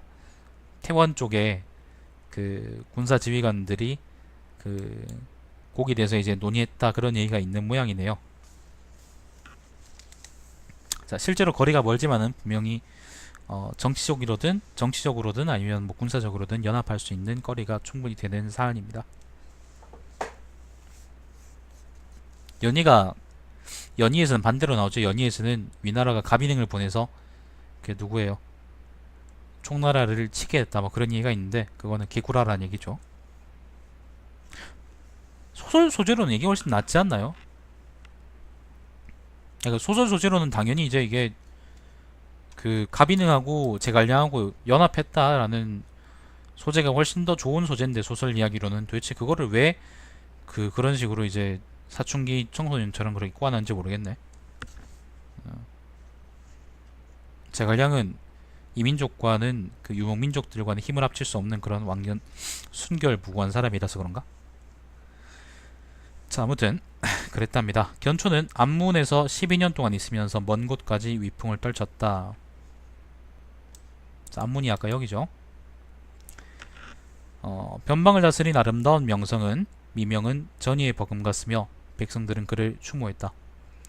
어양군 부용이 안문군에서 명성과 공적이 있었으므로 견초의 뒤를 이었다. 자, 어양군의 부용이라는 사람이 안문으로 왔답니다. 그는 요동에서도 공을 세웠다고 한다. 아들 견가가 뒤를 이었다.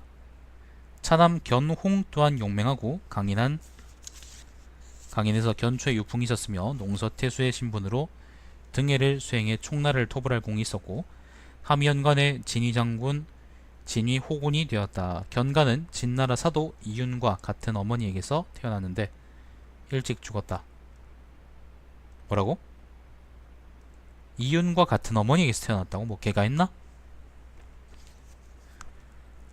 자, 아무튼 그렇답니다. 견홍이 견초의 아들이었군요. 견홍이라는 사람은 그 삼국지 게임에도 나오는 그런 사람이죠. 농서지방은 여기입니다. 촉을 토벌할 때도 아마 등해한테 종군했던 것 같네요. 자, 그리고 마지막입니다. 이번 마지막 열전인데 곽회입니다. 곽회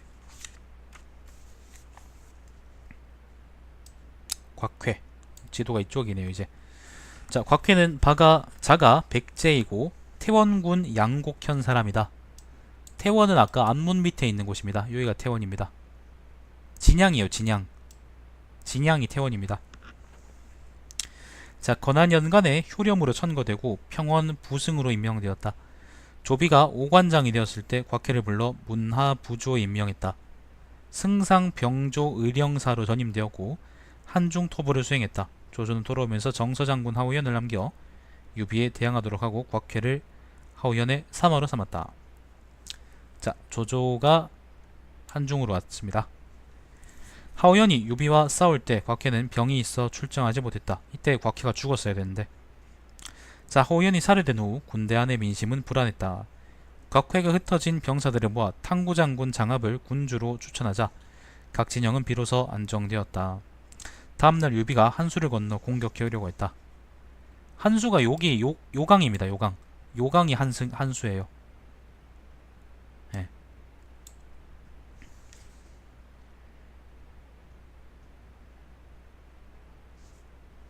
장수들이 의논한 끝에 중과부적이라고 뜻을 모으고 유비가 승리의 기세를 타고 있는 이상 물의 의지에 적진을 만들고 유비에 대항하려고 했다.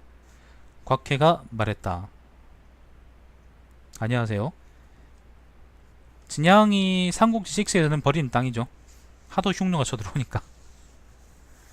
자, 곽회가 말했다. 이것은 우리가 연약해 적을 꺾기 충분하지 못함을 보이는 것이니 좋은 계책이 아닙니다. 물에서 멀리 떨어진 곳에 진을 쳐서 적을 유인하고 반쯤 건넌 후에 공격해 유비를 무찌르는 것만 못합니다.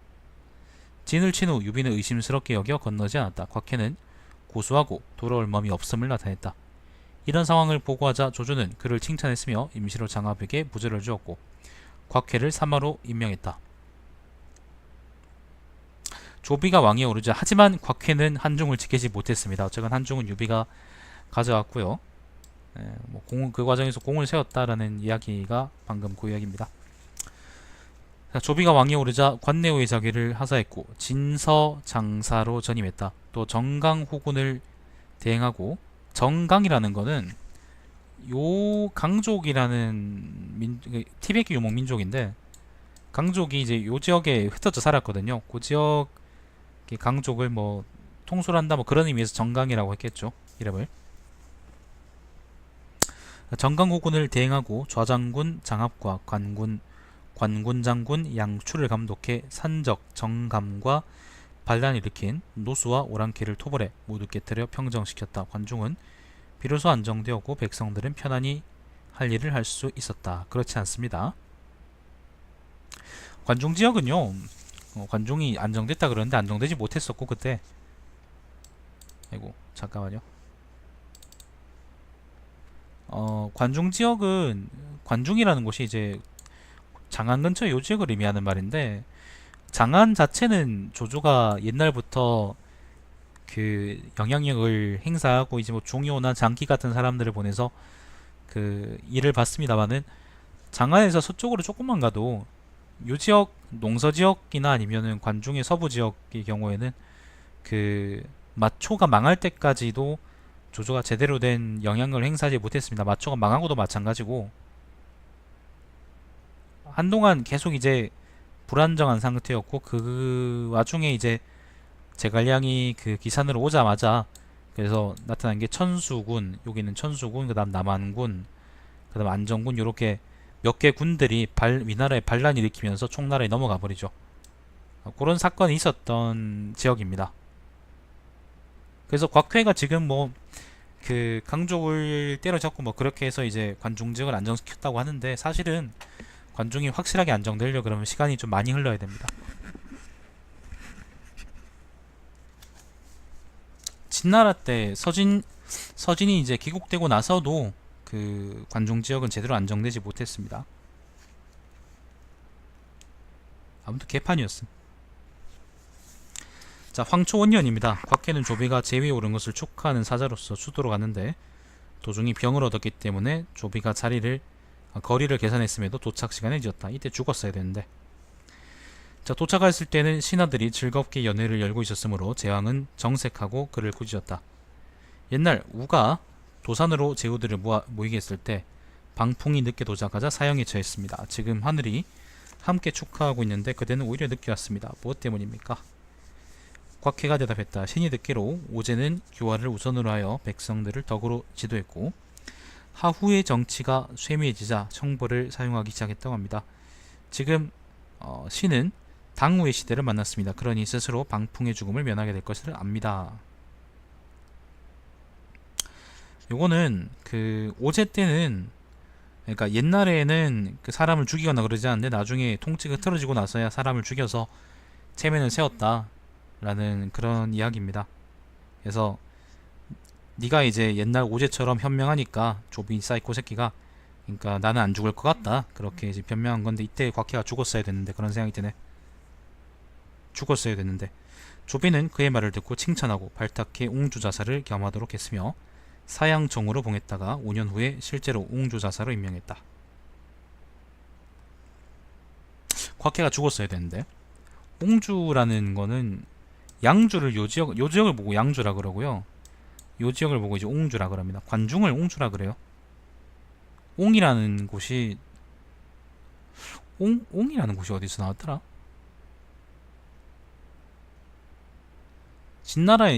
옛날 진나라의 수도가 옹이었나? 기억이 잘 안 나네. 자, 아무튼 요 지역에 이제 총사령관이 있다고 생각하시면 됩니다. 곽해가 죽었어야 되는데. 자, 안정의 강족 대사 벽제가 반란을 일으켰으므로 곽해가 토벌에 투항하도록 했다. 안정이라는 건 여기입니다. 여기가 안정입니다. 매번 강족과 오랑캐가 투항오면 곽해는 항상 먼저 사람을 보내 그들의 친척 관계 남리의 많고 적음을 탐문하도록 했다. 회견할 때 한두 가지 일로부터 그들의 사정을 하나하나 이해하고 신문하여 신문을 매우 조밀하게 하므로 모두들 그를 신명이라고 칭했다. 자, 태화 2년입니다. 총나라 재상 제갈량이 기산에서 나와 마속을 가정까지 파견하고 고상을 연류성에 주둔시켰다. 1차 북벌입니다. 자, 기산에서 나왔답니다. 하변으로 와서 여기가 한중이고요. 여기가 한중이고 그다음 여기가 무도의 하변이고 여기가 이제 기산입니다. 기산에서 나와서 이제 위나라를 공격하기 시작했는데 마속 그 10새끼는 가정으로 보내고 가정이 어디야? 여기 가정인가? 가정으로 보내고 그 다음에 고상은 연류성으로 보냈다 그랬는데 연류성이 아까 어디 있었더라? 여기 있었었는데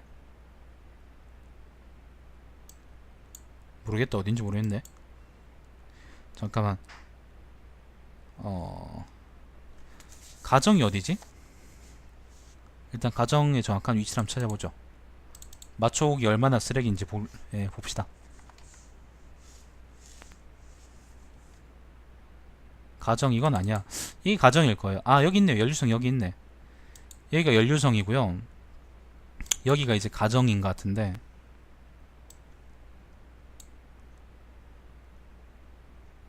자, 아무튼 그랬답니다. 여기 고상이 있고 여기 이제 그게 있는 거죠.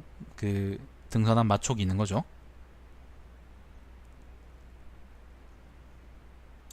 네. 장합이 마속을 공격하고 곽회가 고상의 진영을 공격해 모두 격파했다. 곽회는 이제 연류성을 공격한 모양이고 연류성의 정확한 위치는 모르는 모양이네요. 가정에서는 이제 장합이 곽회를 공격했고 그래서 이겼답니다. 또 농서의 유명한 강족 사람 당제를 포안해서 무찔렀으며 건의 장군을 더했다. 1차 북벌을 깨는데 곽회가 큰 공을 세웠답니다. 여기가 가정이라고 치면 가정이라면은 여기 물이 있네.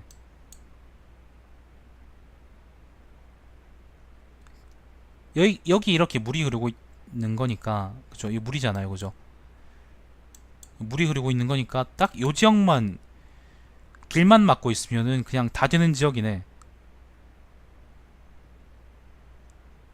산 위에서 이걸 방비한다고? 어떻게? 다로스는 잘 이해가 안 가네요. 마속이 시대를 앞선 건가?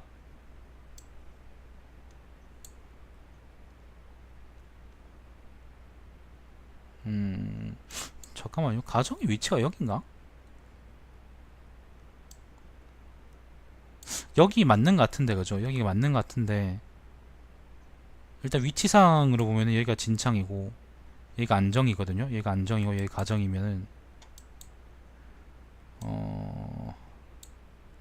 그 당시에 이제 1차 북벌 당시에 그 천수 그다음 남한 안정 요 세 군데서 반란이 터졌어요. 가정을 맡고 있으면은 아마도 제갈량의 전략적인 판단은 요 뒤쪽이 안정될 때까지 아마 가정을 틀어막고 있으면은 어떻게든 이제 마속을 구원해주겠다 막 그런 의미였던 것 같은데 근데 곽회가 이미 연류성에서 이제 고상을 깨트려 버리고 곽회는 고상은 아마 그 가정의 백업이었던 것 같아요. 가정이 뚫리더라도 아마 연류성에서 그 뒤쪽을 막을 수 있다는 생각에서 배치해 놓은 것 같은데 연류성이 여기라면 근데 곽회가 연류성에서 고상을 깨버리고 그리고 가정에서는 이제 장합이 마속을 깨버렸으니까 결국에는 천수하고 남한으로 가는 길이 뚫려버리는 거고 아마 그래서 제갈량도 그냥 퇴각해버린 것 같은데 네 그렇습니다. 제 마속은 병신이었습니다.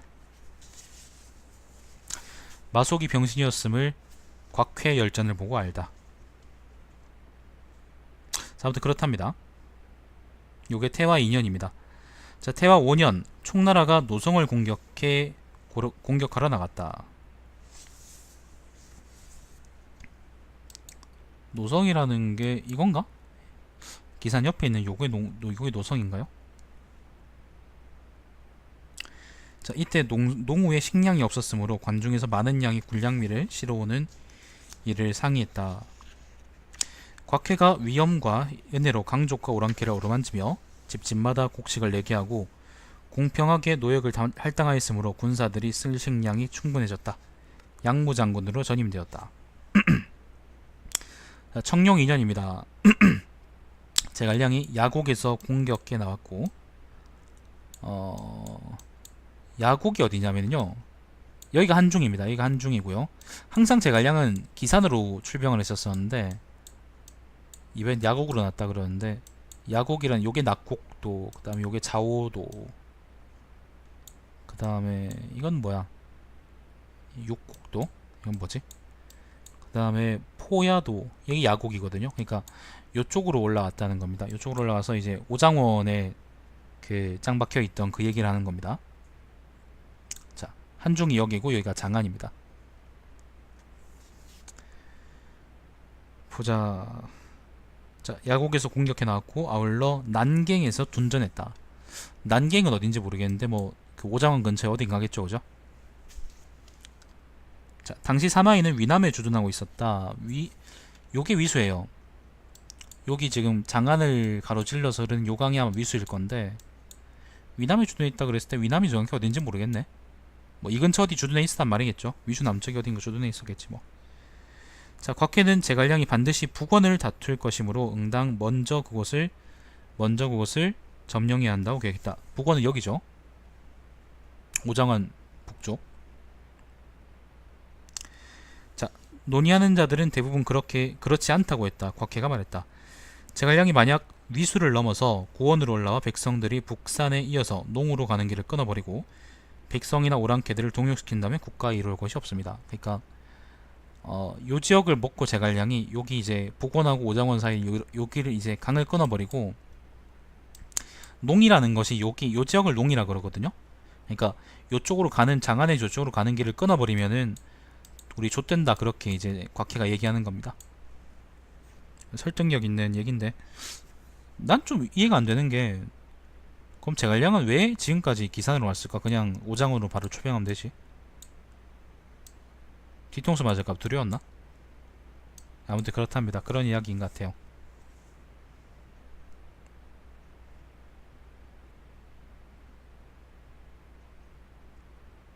사마이가 그의 의견에 찬성했다. 곽해가 이때 죽었어야 되는데. 자, 곽해는 곧 북원에 주둔했다. 참호와 보루가 아직 완성되지 않았는데 총나라 병사가 대대적으로 이르렀으므로 곽해는 그들을 맞아 공격했다. 며칠 후 제갈량은 병력을 과시하며 서쪽으로 진군했는데 장수들은 모두 서위를 공격한다고 말했고 오직 곽해만이 제갈량이 서쪽에서 형체를 드러내는 것은 관병으로 하여금 중병을 서쪽에서 대응하게 하려는 것으로 실제로는 틀림없이 양수를 공격할 뿐이라고 했다. 과연 그날 밤 양수를 공격했는데 대비하고 있었으므로 성을 공략할 수는 없었다. 양수가 어딘지 모르겠다. 뭐 아무튼 이 근처 지형이겠죠, 그죠? 자, 정시원년입니다. 제갈량 죽고 훨씬 나중입니다. 240년. 총나라 장수 강유가 농서로 진격해왔다. 자, 촉장 강유가 농서로 진격해왔다는 거는 또 이제 기산 쪽으로 나가서 이제 농서를 쳤다. 여기가 농서거든요. 기산 쪽으로 안 나갈 수 있겠네. 답중에서 일로 왔을 수도 있겠다. 답중에서 왔을 가능성이 크네요. 예, 농서로 왔답니다. 아무튼 여기가 농서고요. 여기 금성이고 그 다음에 여기가 남한이고 여기가 천수고 여기 기산입니다. 여기가 한중이고요. 자, 농서로 왔답니다. 곽해가 곧 진격해 강중까지 추격하니 강유는 물러났다. 곽해는 강인 미당 등을 토벌하고 저인 3천여 부락을 순찰해 위로하고 그들을 옮겨 관중을 충실하게 했다. 뭐 저족도 강족처럼 이제 요 근처에 살던 그 이민족이라고 생각하면 돼요. 자, 좌장군으로 승진했다. 양주의 휴도호, 양원벽 등 이 종족 부락 2천여 가구를 이끌고 옹주로 귀속했다. 곽해는 상주의 그들로 하여금 안정군의 고평에서 거주하게 해서 주민이 되게 했다. 그 후 그들을 위해 서주도위를 설치했다. 전장군으로 바꿔 임명되었고 이전처럼 옹주를 관리했다. 강을 메운 거요? 강이 메워진 거겠죠? 지형 변화나 그런 것 때문에. 옛날엔 있었는데 지금은 없는 거 그런 거 있잖아. 자, 정시 5년입니다. 하우현이 촉을 토벌하자 곽해는 군사들을 지휘해 선봉에 나섰다. 곽해는 형세가 불리하다고 판단하고 즉시 군사를 적지에서 탈출시켰기 때문에 크게 패하지 않았다. 돌아오자 곽해에게 절이 주어졌다. 이거 그거 아닌가? 조상 아닌가? 조상. 잠깐만요. 조상이 그 총나라 친 거 아닌가?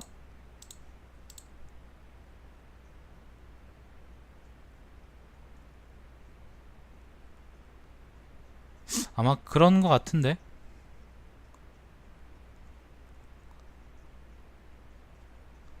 아마 그런 거 같아요. 아마 그 조상이 이제 그 촉을 치러 갔다가 개쪽당하고 이제 작살난 적이 있었는데 아마 그거 얘기하는 것 같습니다.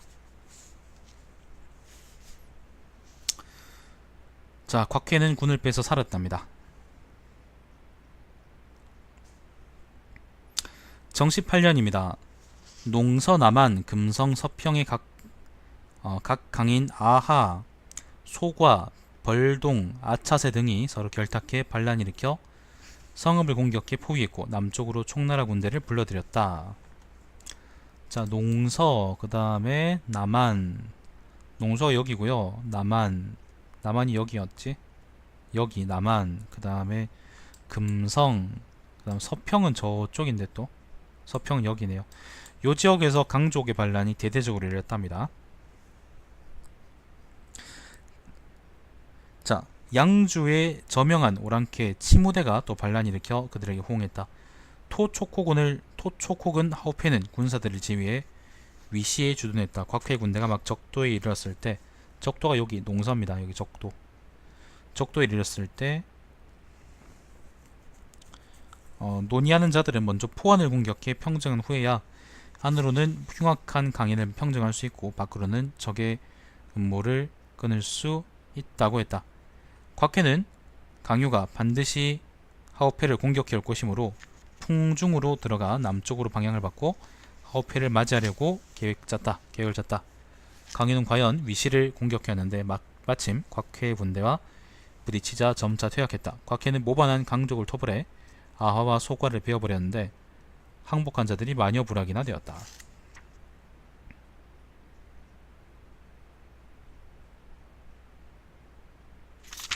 위시라는 곳이 어딜까요? 위시. 지금 뭔가 좀 위치가 아니고 위시 안 나와있네. 이 근처에 어디를 얘기하는 것 같은데 정확한 지금 위치 관계를 내가 잘 모르겠어요. 아무튼 요 지역에서 서평, 금성, 그 다음 남한, 농서 요 지역에서 이제 강족 반란이 크게 일어났고 요거를 강요가 지원하러 갔는데 거기에 대해서 이제 크게 성과를 내지 못했다, 뭐 그런 얘기 같습니다. 곽회가 결국에는 강족 반란을 진압한 걸 보면 그런 얘기 같습니다. 자, 정시 9년입니다. 아차세 등이 하관과 백토의 예청에 주둔하면서 황하를 거점으로 하여 위나라 군대에 저항했다. 하관과 백토는 또 어디요? 여기서 황하라는 거는 아마 여기 요강을 얘기하는 걸 것이고 정확히 좀 위치는 모르겠네.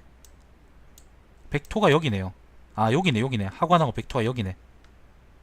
금성 남쪽에는 여기죠. 강족이 그 게임에서는 무섭지 실제로는 아니죠. 그냥 사람인데 강족 한 명이 막 비사를 쓰면서 막 그 성을 공격했습니까? 그냥 그런 거 아니지 뭐. 자, 아무튼 그 조기서 다시 또 아차세 등이 반란을 일으켰다고 합니다. 곽회는 상류의 형세를 보고 비밀리에 하류로 군대를 건너게 해서 백토성을 점거하고 공격해 크게 무찔렀다. 치무대가 무위를 포위했지만 그의 가족들은 서해에 남아 있었다. 서해라는 건 여기 서평 왼쪽에는 여기를 의미하는 말이고요. 무위는 여기입니다. 네. 지금 갑자기 막 그 위치가 막 저쪽으로 바뀌고 그러는데, 자, 곽회는 군대를 전진시켜 서해까지 나아가 그들의 물자와 귀중품을 습격해 취하려 했는데 서해가 여기입니다. 일단 곽회가 백토를 점령했고 그 다음 여기서 또 서해까지 왔답니다. 마침 돌아오는 치무대와 마주치게 되어 용의의 북쪽에서 교전해 그들을 무찔러 달아나게 했다. 용이라는 건 어딘지 모르겠는데 아마 요 근처에서 이제 그 치무대하고 만나서 치무대를 이긴 모양이죠. 영거라는 흉악한 오랑캐가 석두산의 서쪽에 있었는데 큰 길을 끊고 왕의 사신이 왕래하지 못하게 했다. 곽회가 돌아가는 길에 토벌에 크게 무찔렀다. 예, 영거는 여긴데 지명을 인명으로 혹시 헷갈려서 번역했나? 자, 강유는 석경에서 나와 강천을 따라서 서쪽으로 치무대를 맞이하고 은평태수 요하를 성중산에 남겨두어 성을 쌓게 패배한 강인을 거두어 인질로 삼았다. 그 강족의 반란이 아무튼 여기서 크게 터졌는데 그 곽회가 일단 요거를 진압한 모양이고 나머지 그 잔당들을 강유가 어디입니까? 받아서 이제 그 했던 모양이죠. 은평이라는 곳이 어디냐면은 무도 근처에 있는 지역입니다. 여기가 무도고요. 여기가 답중이고 은평이 어디요? 이 근처 어딜 텐데. 여기가 은평이네요, 그죠? 여기가 은평이네. 자, 예, 아무튼 촉군에서는 이제 강족을 받아서 이제 요 지역에 살게 했던 모양입니다. 자, 곽회가 군대를 분산시켜 그들을 취하려 했다.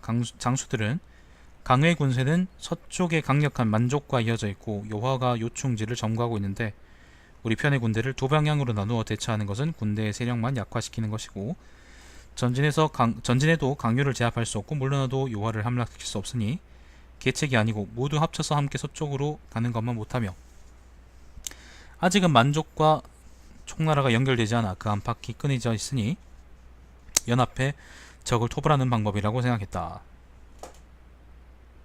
네, 맞습니다. 둘뿐인 성과. 무도가 여기고 그 다음에 은평이 여기입니다.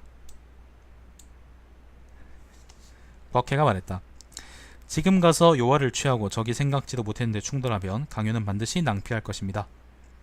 강유가 스스로 달려가는 것은 요하를 평정할 수 있기 때문입니다. 강유로 하여금 명령에 따라 분주히 돌아다녀 피곤하게 해야 합니다. 그러면 군대는 멀리 서쪽으로 가지 못하고 호인과 총나라 연합은 자연스럽게 끊어지게 될 것입니다.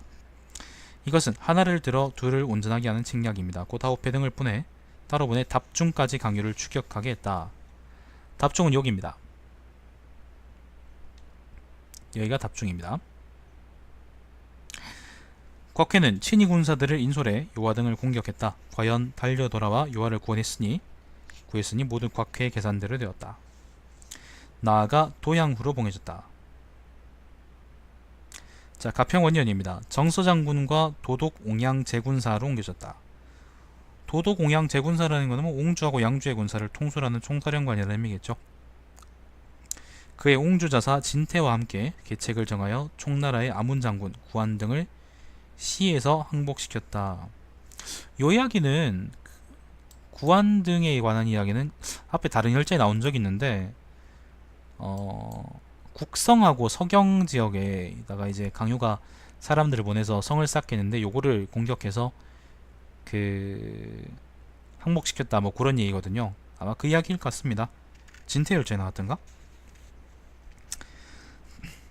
자, 가평 2년입니다. 조소가 내려왔다. 옛날 한천 싸움에서 거의 전멸했지만 곽회는 위기에 처해 어려움을 구했으므로 그 공로가 왕부에 기록되어 있다. 한천 싸움이라는 게 아마 그거겠죠. 누굽니까? 누구냐? 조상이 이제 갔다가 개쪽당한 거 그거겠죠 아마. 자, 그는 관우에서 30년간 있으면서, 관우라는 거는 여기 옹주 일대를 얘기하는 겁니다. 있으면서 밖으로는 적을 정벌하고 안으로는 백성들을 안정되게 했다. 올해 들어 요하를 격파하고 구한을 포로로 잡으며 뚜렷한 공을 세웠음이 짐은 매우 칭찬하는 바이다. 지금 곽해를 거기장군과 의동 3사로 삼고 지절과 도독은 옛날과 똑같이 한다.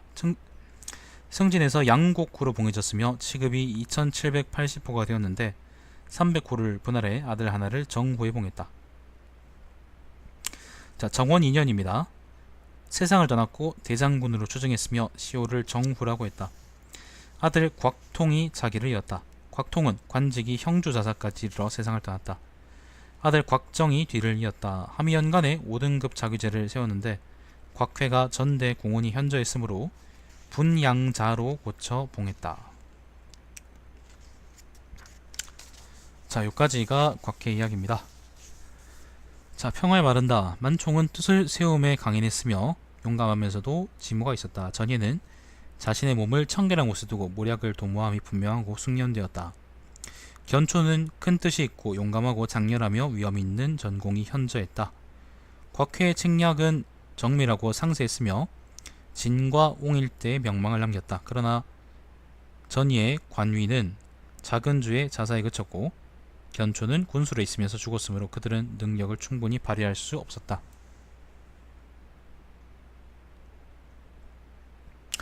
요게 되게 적절한 평가라고 난 생각해요. 요게 이제 진수의 평가인데, 일단 이제 보면은 이번 열전이 만총 그 다음에 전예, 견초, 곽회 이렇게 네 사람의 열전이잖아요.